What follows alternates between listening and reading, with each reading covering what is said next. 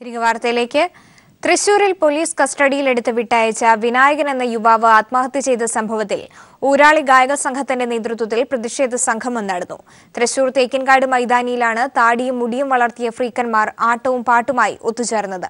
പരിഷ്കൃത യുവത്വത്തെ കുറ്റവാളികളായി കാണുന്ന പോലീസിന്റെ മുൻധാരണകൾ മാറ്റേണ്ട കാലമായെന്ന് പ്രതിഷേധക്കാർ ചൂണ്ടിക്കാട്ടി. മുടി വളർത്തിയതിന്റെ പേരിൽ പോലീസ് മർദ്ദനമേൽക്കേണ്ടി വന്ന ആത്മഹത്യ ചെയ്ത വിനായകന് വേണ്ടിയാണ് ഊരാളി ഗായക സംഘത്തിന്റെ നേതൃത്വത്തിൽ തൃശൂരിൽ ഫ്രീക്കന്മാർ ഒത്തുചേർന്നത്.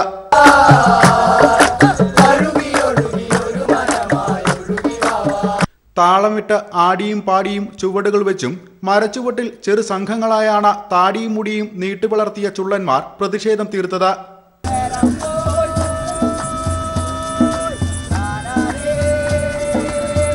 സ്ത്രീ പുരുഷ ഭേദമന്യേന നൂറുകണക്കിന് ആളുകൾ പരിപാടിക്ക് ഐക്യദാർഢ്യവുമായി എത്തി.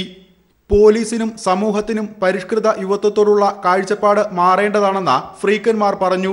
മുടി വളർത്തിയവരെല്ലാവരും ഈ കഞ്ചാവ് യൂസ് ചെയ്യുന്ന കാര്യങ്ങളാണ് കേൾക്കുന്നത്. ഞങ്ങൾ ഈ സാധനം കണ്ടിട്ട് പോലുമില്ല.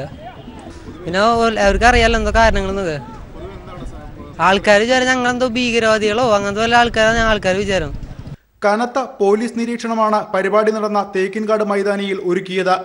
ആട്ടവും പാട്ടും മൂർധന്യാവസ്ഥയിൽ എത്തിയപ്പോൾ കണ്ടുനിന്ന പോലീസുകാരും അറിയാതെ താളം പിടിച്ചു.